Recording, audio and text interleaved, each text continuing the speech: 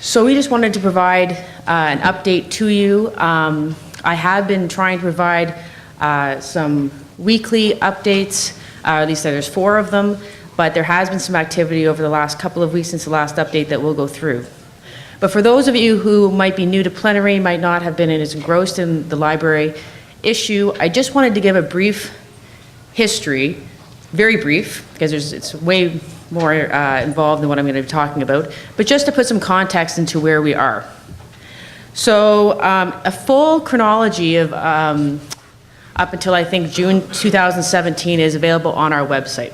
So all of the stages of this current issue of libraries is outlined in a paper on there. For those of you who might not know, in 2016, the Law Society's Audit and Finance Committee rejected Library Co.'s budget.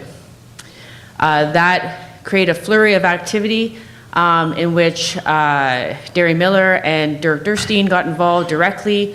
Paul Shabas got involved, and they did eventually approve the Library Co.'s budget, but the Audit and Finance Committee was very firm. They wanted something to change.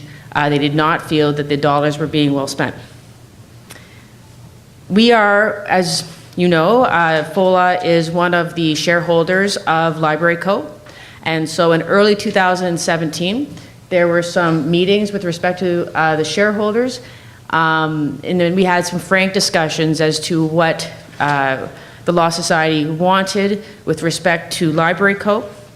It was clear that the Law Society at that time had thought that the best way to spend the dollars for libraries was to take the library system in-house. We took a very firm position that we weren't going to allow that to occur, and we decided that we would try to work cooperatively and figure out a way through. May 2017, after further meetings, we had developed kind of a platform that we thought we could use as for discussion. We did a comprehensive presentation at Plenary. To say that it did not go over well is an understatement. I can just move forward, but it didn't go over well. And in June of 2017, we had extensive consultations with respect to what you all thought on that presentation. There were certain items of that presentation, including having the Law Association staff become staff of Library Co. that became no-goes and clearly weren't going to happen. But we were able to, through that consultation, start to have some ideas of what FOLA members would be willing to accept in order to start moving this process forward. And in November of 2017, the FOLA members agreed that a skills-based board and a managing director should move forward from that presentation. So of the entire LIRN presentation that happened in May 2017, the 2 items that by November were agreed upon was that we would move forward in trying to select a skills-based board and a managing director. So following that, an RFP was created to hire a consultant. Unfortunately, only one consultant group responded. Boyden, they have worked with the Law Society many times. This is where we were at as of the last plenary and up until this point. So who is making the decisions? So there's a steering committee of which there is one representative of each of the shareholders, Diana Miles from the Law Society, myself for FOLA, and Joan Rittag-Lang from the TLA. And so the steering committee was just basically supposed to make sure from a higher level what kind of the steps were, and we dealt with the skills matrix by some calls with Boyden. Boyden then reached out. I was able to say to Boyden, I want you to reach out to the following groups, including our ad hoc committee, to talk about what kind of skills should be on that matrix. Boyden then took it to consult among our members or among our groups, and then they came back with a skills-based matrix that we discussed. So from this point onwards, the selection committee includes 2 members from Law Society, FOLA, and TLA. Recalling, for anybody who hasn't been keeping up with this, the Law Society is a 50% owner, 4 votes, FOLA is 3, and TLA is 1.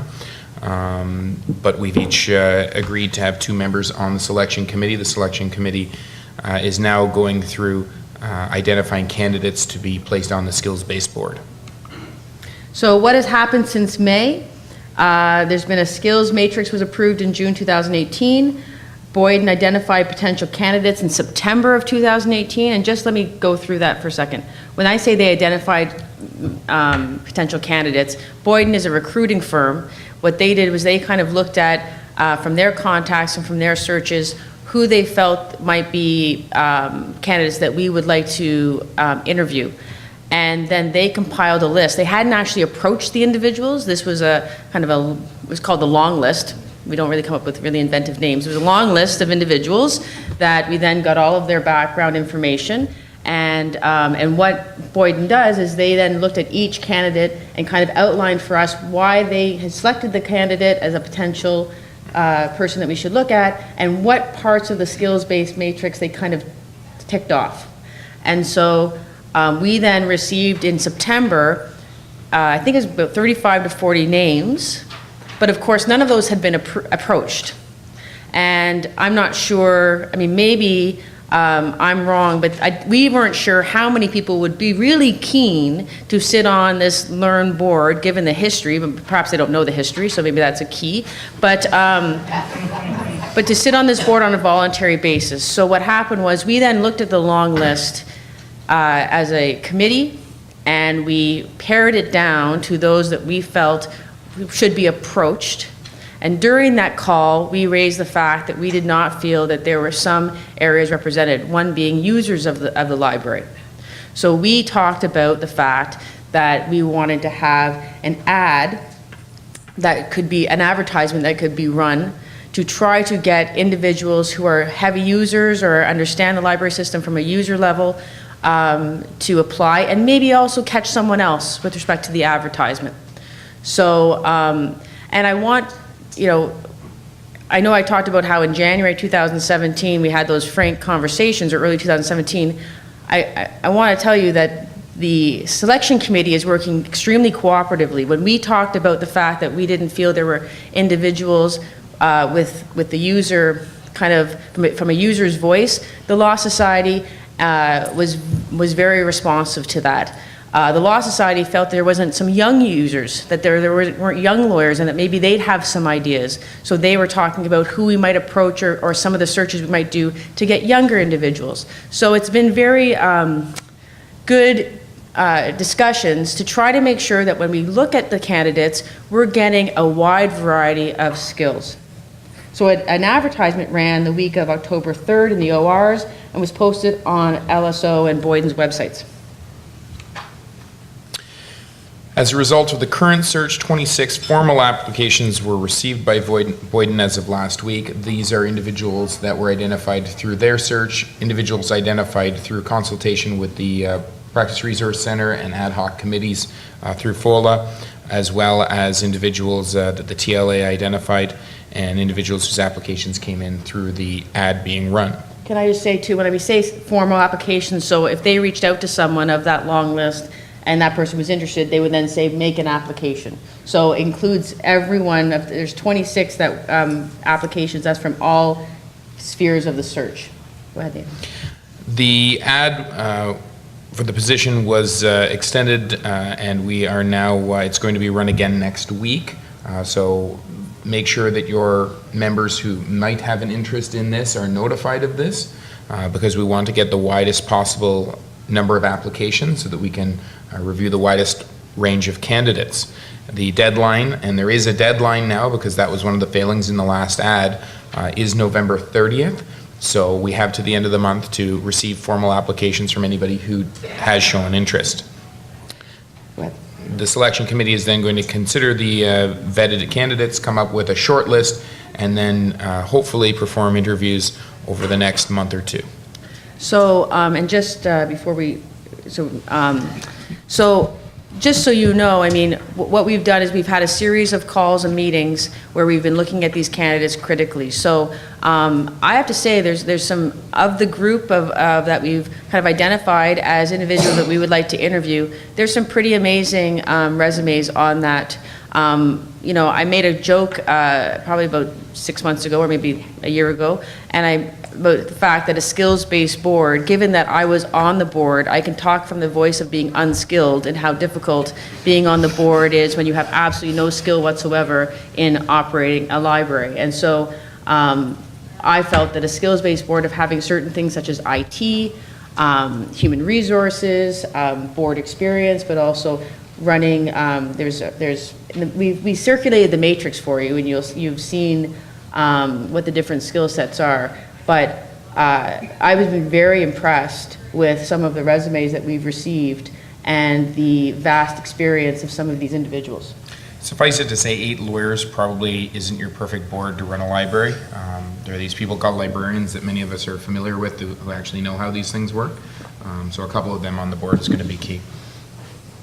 So, I mean, that's really, it's been kind of a quick update because we want to make sure that we have lots of time to address any questions. And hopefully, if we don't have questions, then Jane can have 30 minutes to do her treasurer's report. But what we want to make sure is that we hear from you. So really, you know, what would help? We don't know exactly when this board is going to be put in place. It could be that it will be, but I would think it's going to be put in place before the next plenary. There would be a big problem that has occurred if by May this board is not being put in place. By next May, I would like to think I will not be sitting up here giving a LIRN update. It will be board members up here telling you what they've done and what their vision is, and or what they how they have engaged. But between now and then, once the board gets put in place, it's going to be up to us to be engaged with that board.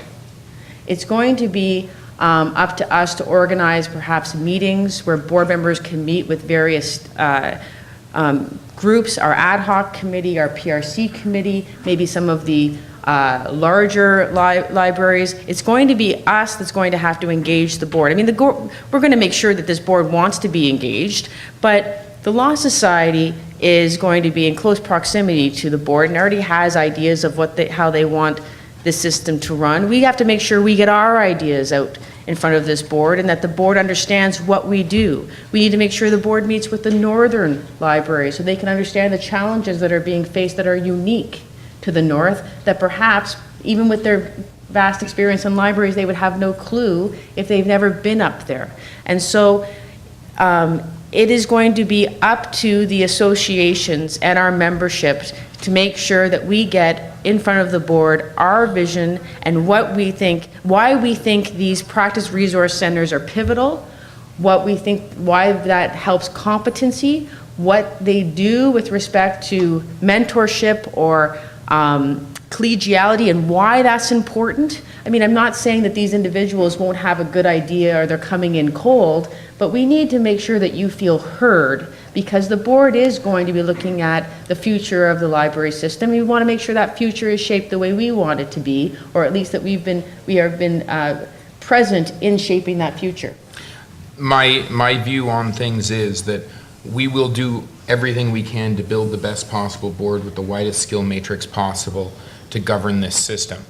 They will then start staffing and doing strategic planning, and that is where every person in this room holds a responsibility to their association and the library that they have attached to their association to make sure that there's representation in that planning, to be involved, to be active, to be a loud voice, and to make sure that people understand the good things that are going on in our libraries. I'm kind of excited. This year it seems like we have more EDs and librarians in this room than we often do, and those are the people who have the voices and can, I mean, everybody in this room is a member of their association, recognizing that the library is a key center. Without the libraries, our associations, I'm not going to say they fail, but they certainly are, half of what they would be.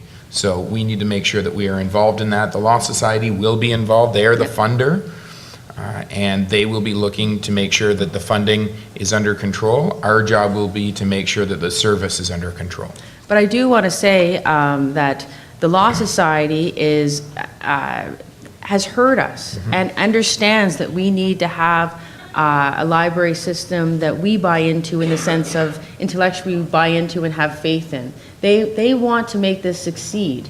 We're not spending all of these hours and all of this time so that we can build a board that's going to fail. So we are all working cooperatively to try to make sure this is going to be something that will take us into the future. And, you know, I will know if I've succeeded if years from now people are like, well, the library's fine. We don't even have this as an issue at Plenary. Now, Nathan and I are not just handing this over to the board and kind of saying, well, done here. Mike Winward has asked if, as past chair, if I will keep on the LIRN for the next 18 months, and I have said sure. We will continue to be the liaisons with respect to you and the board as well. So it's not like we're going to say, we've set up the board, good luck, Godspeed. You know, it's basically, we've set up this board and we are going to be working with you to make sure that if you need some liaison to try to get in front of the board or try to make sure that there is some connection, we will be here to support that. But we can't do it for you. But we certainly are committed to making sure that this board, that by the end of this, you will be very happy and excited to have these individuals be working with them. So with that, be shocked if there weren't questions or comments.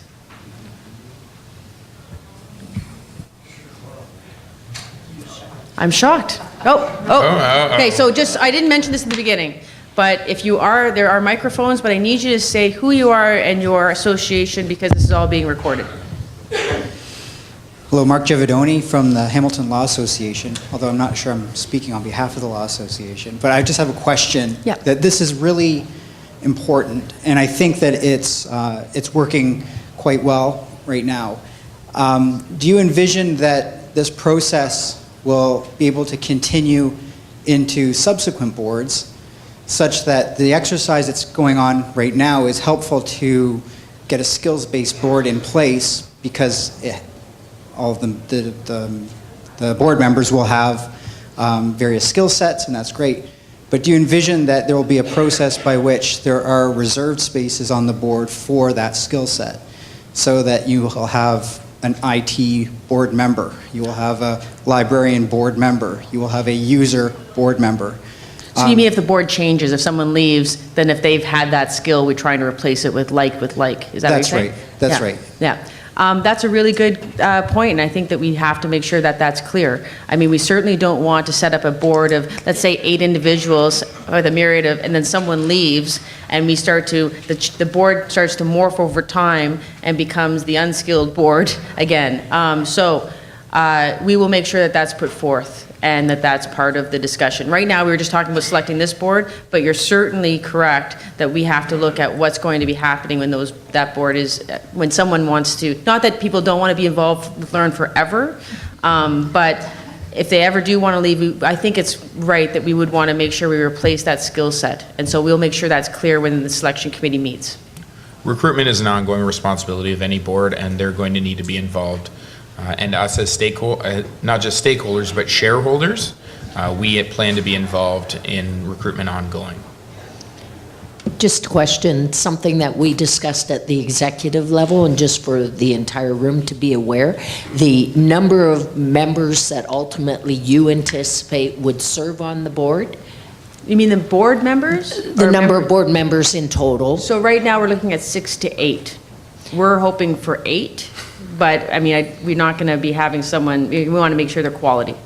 And following up on the last gentleman from Hamilton's question, would there be potentially designated titles, like an IT person, somebody who, so we don't actually have that, such that we know if somebody departs that we're then looking to fill, for example, an IT position? Well, no, I mean, we're looking, because a lot of these individuals actually have more than one skill. So the fact is that we haven't looked at some computer science individual for the IT. We've looked at someone who has IT experience, but also has other skills, right? So I don't really want to have pigeonholed board. That's not really how, at least my understanding is that the board would be effective. You would have someone, because what you'd have is then you'd have, let's say, one librarian. Well, that librarian would have a pretty good voice because they're the only one who knows how to run a library. You'd have the IT person. You just have consultants. You wouldn't have board members, right? So I don't really see us having pigeonholed spots, these individuals have a broad amount of skills that tick many boxes. The needs of the board is going to change over time. I mean, to be honest, coming on right now, this would be something, being on a number of boards, that would scare the crap out of me, where I'm coming into a multi-million-dollar corporation that's funded by one entity, but serves three, and basically coming in and trying to do the change management there, build a corporate structure. Yeah. As a criminal lawyer, it scares the crap out of me, but, so they're going to need somebody with some strong board governance skills at the start, but over time, that may fade away and they may need more of something else. Thank you.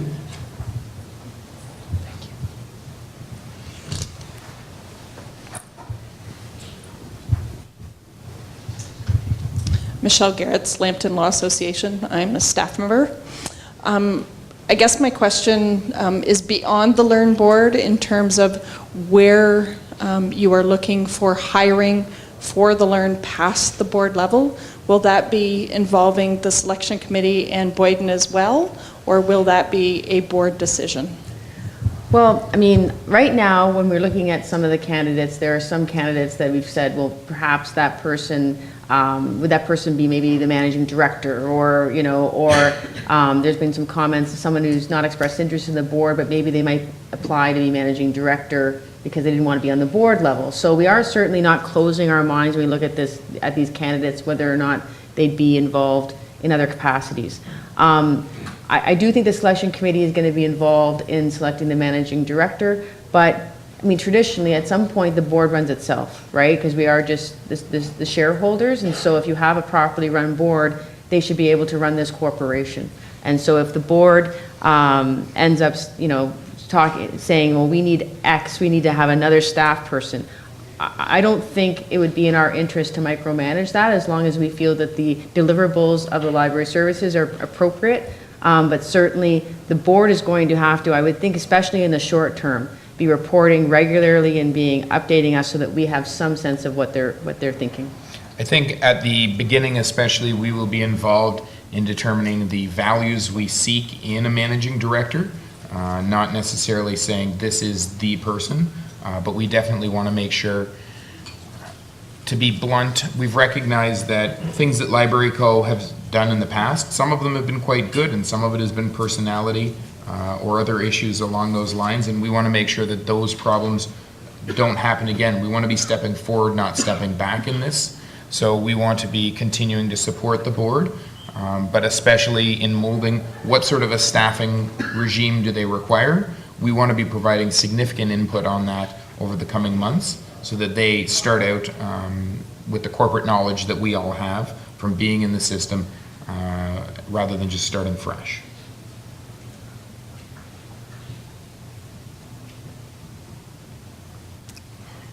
Jane, you have 25 minutes to do your treasurer's report. Awesome. And does anyone else have it? So we're around. If you don't feel comfortable getting up in front of anybody else, but do want to speak with us, we are around to speak with you. So I know it's sometimes intimidating to get the mic and say something, especially if it's maybe you don't agree with something that we've done or you want to make sure some point is across. Please seek us out. Please talk to us. We want to make sure that this system is successful. It's very important to us, and we've spent a lot of time and energy trying to make sure that this works, and we need to make sure that you are at least somewhat satisfied with how it's moving forward. All right? We want to respect the diversity of opinions on this, because what works in Kenora is not going to work in downtown Toronto. It's apples and oranges. So we want to keep everyone involved in this. Not everyone will be 100% happy at the end of this. That's how we'll know that we did well. Thank you.